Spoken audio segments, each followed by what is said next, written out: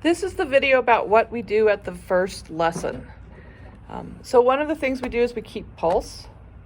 I don't have great camera angles here. So usually we tap our thighs. You can walk around the room. You can use a pencil and tap on the back of a pot or on a table to do it. You can tap your shoulder, your head. So pulse is about keeping the steady beat.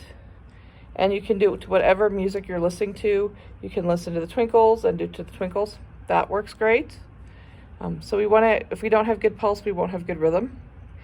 Then we want to think about finding our body balance. So standing up, you want to feel your body alignment. Is your weight evenly balanced on your feet? Is your head balanced on top of your spine?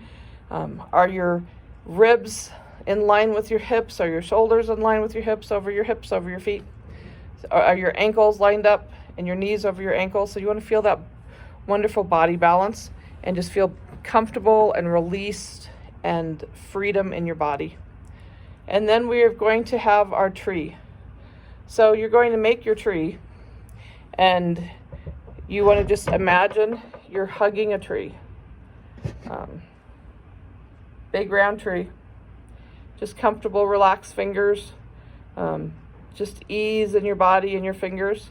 And then our left hand is going to just turn up. So the left hand turns up. Sorry, that was my right hand. We'll try it anyway that way. Your left hand turns up and your right hand just turns over. And you can just feel it. And then feel the ease in your body, feel the comfort in your body.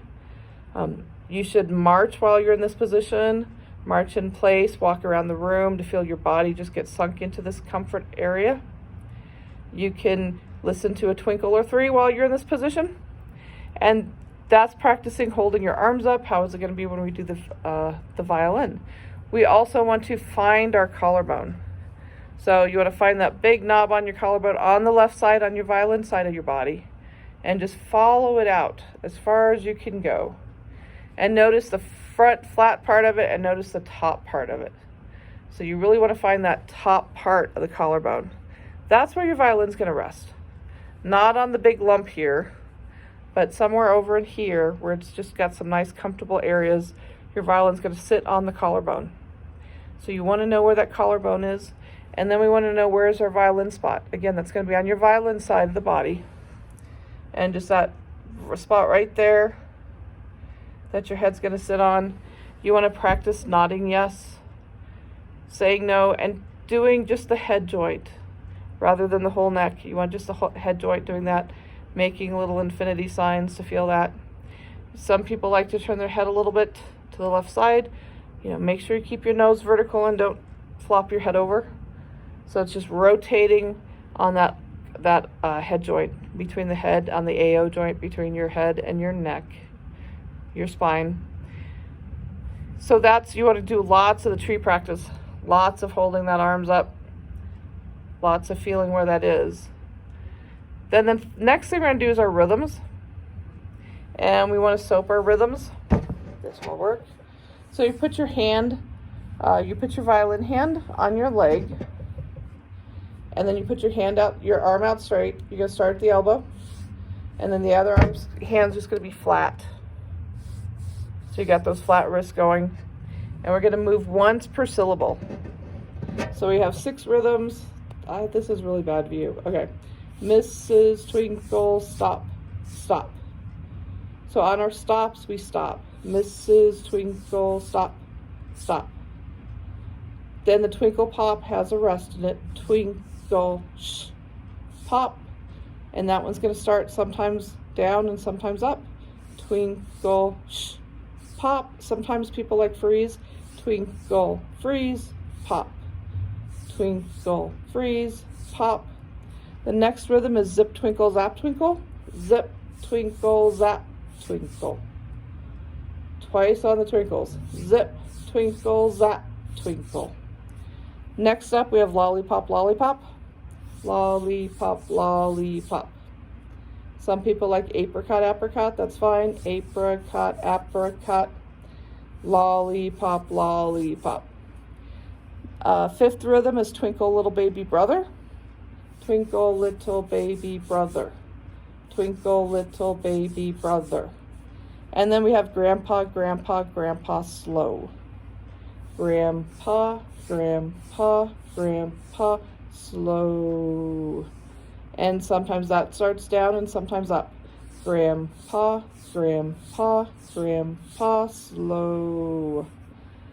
Next up, we have finger taps. So usually you'll do these like on your leg or on your thigh. So we're going to make a spider. These are for your left hand. Make this little spider shape. And then we're just going to tap. So we want to tap first finger and know this is first finger and it's coming down on our tippy toes. Coming down tall, not coming down flat, tall. You can tap 10 times. You can say rhythm words. You can, misses, twinkle, stop, stop. You can count. You can count to 10. You could say my name is. Doing stuff like that. We're going to tap third finger. A lot of times, third finger needs to have help.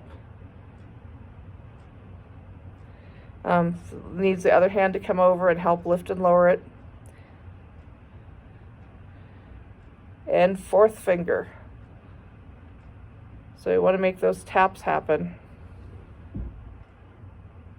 3, 4. That's going to be your left hand for the violin tapping. Then we have our bunny. So for bunny, the middle 2 fingers on our bow hand, that line on our hand right up there. Thumb's going to touch in there. So thumb's going to curve and touch right there. We've got a nice hole, nice big round shape. Our fingers are curved. They're not flat and straight. They are curved. Bunny can wiggle his ears. And bunny can eat. So we want that nice flat wrist with everything. We want this. This is to work on our bow shape. Bunny's going to turn and you're going to put bunny in front of your belly button. And then bunny is going to just go up and down. That's not a good view. There you go. But you want bunny in front of your belly button, not higher. And then your arm starts flat, opens, closes, opens, closes to work on the open shut motion. And just the thumb faces you to have a nice, beautiful wrist for the bow. So sometimes on the first lesson we do violin placement, sometimes we don't. So again, we want our violin spot and our collarbone. Some shirts are better than others for collarbones.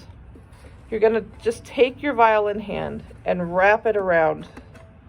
So you got a really good, solid grip on the violin. And then you're going to pull the violin up. You can put the other hand on the button, turn it, and come in. So you're just going to come up and in.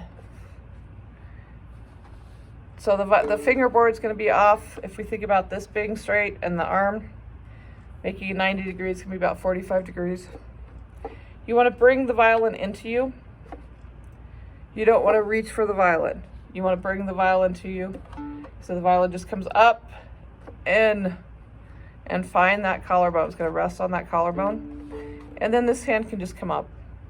So it was here, it can stay there, or you can just simply put the thumb up here and look and make sure you've got your fingers up there and a great straight wrist. And your head just rests. A lot of times the head is not on the chin rest, but you do want to feel that beautiful head balance that we have, and just make sure that some people like to turn the head, that's okay, a little bit, but don't bend your head over. Keep your nose straight, vertical, and then you're just going to look ahead on it and just get used to that feel of the violin on the collarbone. And you just gently, so you bring it into you and just gently do a little nod to find the chin rest. A lot of times the chin rest on the violin is not a good chin rest for you, or the shoulder rest isn't great. People eventually figure out what works for them and how to set it so that we have enough height on the chin rest so we don't have to bend our head down or we're not like looking upward. You want to keep that head balance when it's on the violin. Some people like to do the no hands hold. That's fine. I don't teach it a lot. There's a lot of people that teach, that really are adamant about that. That's fine. But I'm fine with having the hand up here. Just make sure you're not holding the violin exclusively with a hand. And just let that rest onto it and just get used to feeling where the violin is at. So that's what we did in the first lesson.